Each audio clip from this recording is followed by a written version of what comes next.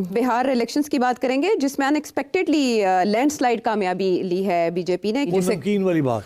हाँ नमकीन। अच्छा, उसमें 501 किलो लड्डू का ऑर्डर बीजेपी ने दिया और आप इसे नमकीन कह रहे हैं? 501 किलो लड्डू बिहार में तकसीम करने के लिए इस कामयाबी की खुशी में। उन्होंने और भी बहुत कुछ किया था। कोई 1 करोड़ खवातीन को 10-10 हज़ार रुपए बांटे थे। 10,000 रुपए बांटे थे। और 10,000 इंडियन का मतलब है 30,000 पाकिस्तानी। हाँ, जनाब तो वोट तो खरीद लेना उन्होंने।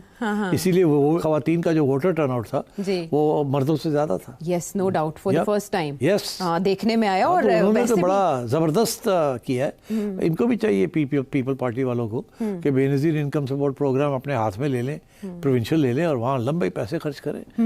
मगर इसी उनको फर्क नहीं पड़ता ना जी। उनको तो वोट पंजाब में चाहिए। पंजाब में मरियम लेके बैठी हुई, वो भी खवातीन को काफी और वो कर रही है और वो करेगी आगे। हाँ। चले, इसमें तो औरत फैक्टर भी काम किया, जैसे और यूथ फैक्टर है। यूथ फैक्टर भी है, यूथ जैसे फैक्टर भी ममदानी की जीत में, ज़ोहरान ममदानी की जीत में यूथ फैक्टर, इसमें भी ममदानी की जीत के अंदर 2 फैक्टर्स थे जी, यूथ फैक्टर और इकोनॉमिक फैक्टर। उन्होंने अपनी लोकल गवर्नमेंट और लोकल टैक्सेस और लोकल महंगाई और ये चीज़ों की बात की थी ना, और हाउसिंग और ये हेल्थ और ये सारी बातें की, ट्रांसपोर्ट। तो इन्होंने भी बड़ी इंटरेस्टिंग डेवलपमेंट की कि पहली दफ़ा इशू बेस्ड इलेक्शन बनाया उसको। इन्होंने वहाँ महंगाई की बात की, इन्होंने ये पैसे वैसे बांटे, इन्होंने जो लोअर कास्ट के लिए फैसिलिटीज़ क्रिएट की और इकोनॉमिक रिफॉर्म्स की बात की जिसकी बेहतरी जो है वो आम आवाम के लिए। तो इन्होंने इकोनॉमिक एजेंडा लिया। कांग्रेस ने डेमोक्रेसी और कॉन्स्टिट्यूशन का एजेंडा लिया कि ये फाशिस्ट हैं, ये डेमोक्रेसी को नहीं चाहते, इलेक्शन कमीशन इन्होंने ये कर दी वो कर दी, और वही हुआ कि डेमोक्रेसी का स्लोगन नहीं चला जी। अब दुनिया के अंदर कहीं भी डेमोक्रेसी का स्लोगन उस तरीके से नहीं चलता जैसे पुराने ज़माने में चलता था।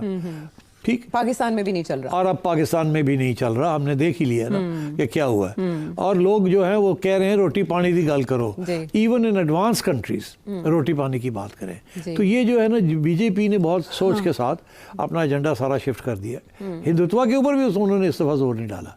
Basically they worked on economics. अच्छा, और इसी तरीके के साथ Congress didn't work on economics. उन्होंने कॉन्स्टिट्यूशन, रिगिंग, वो मैं बात करते हैं आगे, उनके जो इल्ज़ाम है उनमें से काफ़ी उनमें वजन है। ये नहीं कि वजन नहीं है। अच्छा। मगर जमहूरियत का जो स्लोगन है वो नहीं चला, इंडिया में भी नहीं चला, इन बिहार। राइट, ठीक। तो अब अभी एक बड़ी इंटरेस्टिंग डेवलपमेंट हुई है। मैं आपको पता, मैंने पूरा एक प्रोग्राम किया था इस पर।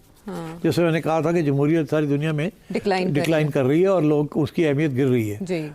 मगर अब जो एक नया सर्वे निकला, ये मेरे सामने आज ही आया कि डेमोक्रेसी के बारे में लोग एडवांस कंट्रीज़ में क्या सोचते हैं। अच्छा, अब ये कोई 9 कंट्रीज़ को उन्होंने सर्वे किया है। बहुत इंपॉर्टेंट सर्वे है इप्सोस का जी। जिसमें France, US, UK, Spain, Italy, Croatia, Netherlands, Poland, Sweden, सब टॉप कंट्रीज़ को ले लिया। अब मैं आपको एक एक में बताता हूँ कि इन मुल्क के अंदर कितने लोग जमहूरियत के साथ खुश हैं या एतमाद रखते हैं उसके अंदर, और कितने लोग जो हैं अब जमहूरियत से दूर हो रहे हैं और एतमाद खो बैठे हैं। फ्रांस के अंदर 60% लोग जमहूरियत में कॉन्फिडेंस खो बैठे हैं। सिर्फ 19% को है अभी भी कॉन्फिडेंस। तो आप सोचिए, 10 साल पहले उल्टा था जी। अब बिल्कुल 10 साल में डिसइल्यूजनमेंट। यूएस में 53% जो है वो खुश नहीं है जमहूरियत से, वो समझते हैं जमहूरियत गिर रही है, और 20% है जो समझते हैं नहीं नहीं ठीक है जमहूरियत जी। इसी तरह यूके के अंदर 51% मेजॉरिटी जो वो समझते हैं जमहूरियत फारग है, असि जमहूरियत वास्ते वोट नहीं, साडा वोट नहीं है। इसीलिए स्पेन 51% खिलाफ, इटली जो है सिर्फ 26% उसके हक में, बाकी सब खिलाफ। नेदरलैंड्स के अंदर 36% उसके हक में। कुछ लोग कहते हैं वी डोंट नो, हाँ ठीक है नहीं, मगर इससे ज़्यादा जो है वो कम है जमहूरियत नाइदर है नो देयर।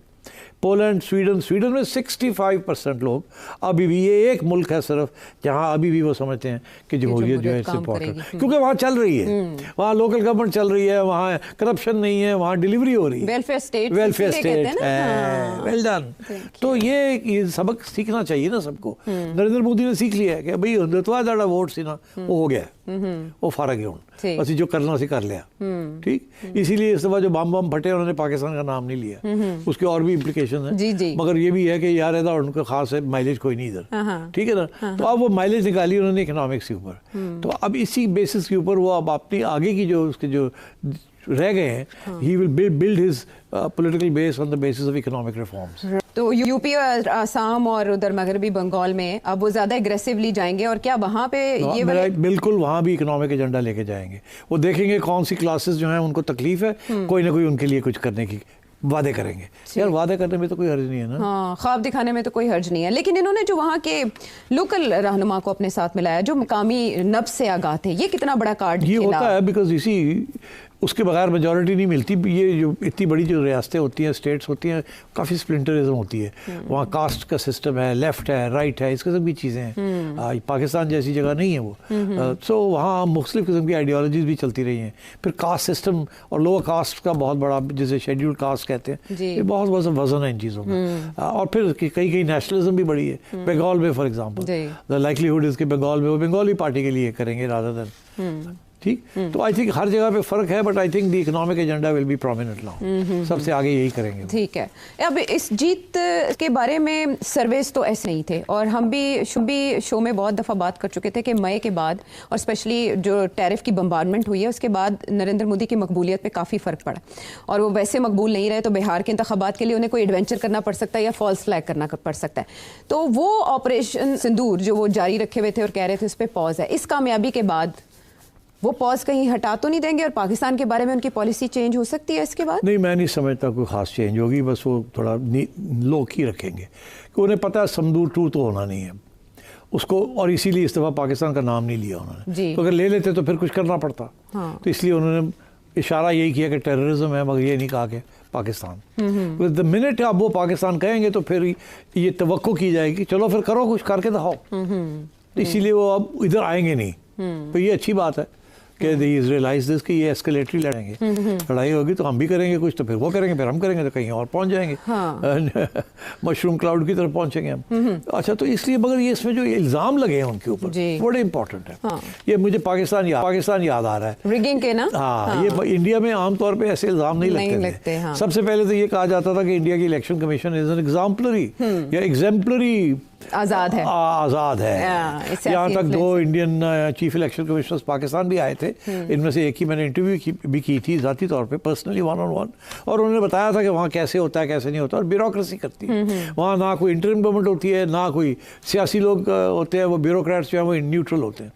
मगर इस दफ़ा जो इल्ज़ाम लगे हैं तो बड़े इंटरेस्टिंग है, और ये ड्यूरिंग द इलेक्शन नहीं, उससे पहले लग रहे थे कि जो चीफ इलेक्शन कमिश्नर लगाया इन्होंने, क्योंकि वहाँ इंटरिम गवर्नमेंट तो थी नहीं, इन्हीं की गवर्नमेंट थी, इन्हीं की होती। तो उन्होंने जिसको लगाया उसके बड़े तल्लुकात हैं अमित शाह के साथ, तो इसलिए ये इल्ज़ाम लग रहा है कि इन्होंने काफ़ी गड़बड़ की है इलेक्शन कमीशन ने, और काफ़ी इसके ऊपर भी।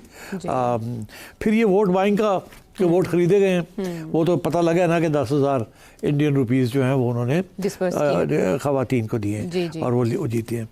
फिर वोटर रोल्स जो है ना, उसको भी, उसके अंदर भी तब्दीली हुई है बहुत से। हाँ, कोई 20-1 लाख मुसलमानों को निकाल दिया इस किस्म के, और रद्दोबदल किया गया। हाँ, रद्दोबदल किया गया, कंडीशंस लगाई गई कि प्रूव करो कि आप इंडियन नेशनल हैं। हालांकि वो 20 साल 40 साल से वहाँ रह रहे हैं, उनको ये डॉक्यूमेंट लेके आओ, ये डॉक्यूमेंट लेके आओ। पता था कि मुस्लिम वोट नहीं मिलेगा, इसलिए मुसलमानों को, कोई 2 मिलियन मुसलमानों को निकाल दिया, और इसी तरीके के साथ और भी जहाँ पता था कि यहाँ से हमारे वोट नहीं मिलेगा, वहाँ डिसएनफ्रेंचाइज कर दिए। तो इस किस्म की चीज़ें थे, और corruption, massive corruption.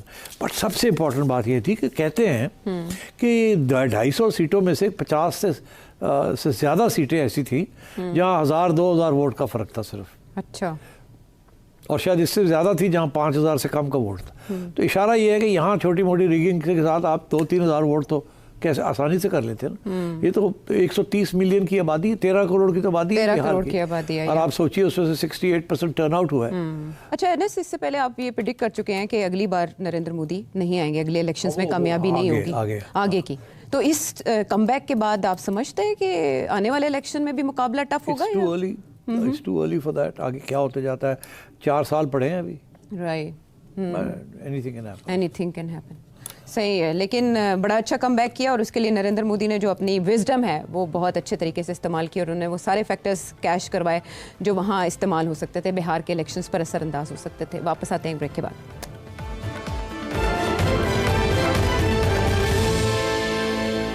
Welcome back to the show. और अब झुरमट है बहुत से सवालों का, जिनमें से सर फहरिस्त होंगे ज़ीशान मुत्तहिदा अरब अमारात से। मैंने ऑब्जर्व किया है कि गल्फ कंट्रीज जितने भी हैं वो अपनी इकोनॉमी को कैशलेस इसको कन्वर्ट कर रहे हैं। इवन आप एक ब्रेड से बड़ी मशीन तक जो भी पेमेंट है वो थ्रू ऑनलाइन या थ्रू क्रेडिट कार्ड या डेबिट कार्ड आप कर सकते हैं। तो पाकिस्तान में ये चीज अभी तक क्यों डिस्करेज की जा रही है? हम देखते हैं कि एक रेडी वाले से लेके बड़े मार्ट तक एक्सेप्शन छोड़ के बाकी सब लोग जो है अभी भी कैश पे काम करना चाह रहे हैं। क्या आपको लगता है कि ये गवर्नमेंट डेलिबरेटली ये काम कर रही है ताकि बहुत से जो लोग हैं उनके टैक्सेस को छुपाया जा सके? और ये कितना फायदा है अगर हम लोग अपना जितना पैसा कंट्री में है वो बैंक्स में रखें और जो कंट्री है वो उसको यूज कर सके और हमें बाहर से डॉलर्स और ये चीजें लेने की जरूरत ना पड़े? भाई साहब, आप दो मुख्तलिफ बातें कर रहे हैं और एक दूसरे के खिलाफ है वो दोनों बातें। एक तरफ आप कह रहे हैं कि गवर्नमेंट डिस्करेज कर रही है, दूसरी तरफ आप कह रहे हैं कि लोग नहीं क्रेडिट कार्ड इस्तेमाल करना चाहते। देखिए, गवर्नमेंट तो इनकरेज कर रही है। गवर्नमेंट तो यहाँ की भी, ये जो सारा FBR जो लगा हुआ है वो कहता है बैंकिंग ट्रांजैक्शंस का मतलब ही है। वो तो कैश विड्रॉल्स जो हैं उसके ऊपर भी वो टैक्स लगाना चाहते हैं ताकि आप कैश विड्रॉ करके ना खर्च करें, आप क्रेडिट कार्ड के ज़रिए करें या इलेक्ट्रॉनिक करें ताकि रिकॉर्ड रह जाए। अब तो ये जैज़ कैश वगैरह के ऊपर भी सेल्स लगने, टैक्सेस लगने शुरू हो गए हैं। जब आप ट्रांसफ़र करते हैं money and it's used for to buy something and you buy something और you pay for it via JazzCash etcetera. तो गवर्नमेंट तो पूरे दिल से लगी हुई है कि यार कैश इकॉनमी ख़त्म हो, मगर हम नहीं चाहते कैश इकॉनमी ख़त्म हो। बिकॉज कैश इकॉनमी जो होती है वो ब्लैक मनी पे चलती है या उस पैसे पे चलती है जिसके ऊपर टैक्स नहीं लगा होता। लोग टैक्स छुपा के, टैक्स नहीं देना, इनकम करते हैं, फिर वो खर्च करते हैं और उसका कोई रिकॉर्ड कोई नहीं है। जब आप इलेक्ट्रॉनिक करेंगे तो रिकॉर्ड आ जाएगा। फिर आपसे ये पूछा जा सकता है कि आपने 10 लाख रुपया इस साल खर्च किया, आपकी आमदन तो 2 लाख थी, तो ये 8 लाख कहाँ से आया?